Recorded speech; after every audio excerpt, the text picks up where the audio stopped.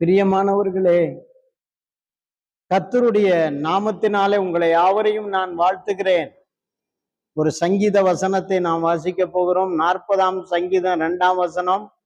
பயங்கரமான குழியிலும் உளையான சேற்றிலும் இருந்து என்னை தூக்கி எடுத்து என்று எழுதப்பட்டிருக்கிறது. பயங்கரமான குழியிலும் உளையான சேற்றிலும் இருந்து என்னை தூக்கி எடுத்து.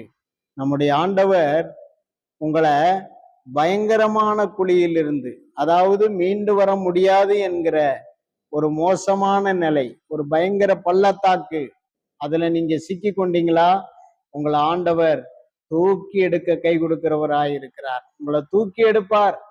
அது மட்டுமல்ல, உளையான சேறு. உளையான சேறு என்பது இந்த புதக்குழின்னு சொல்லுவாங்க.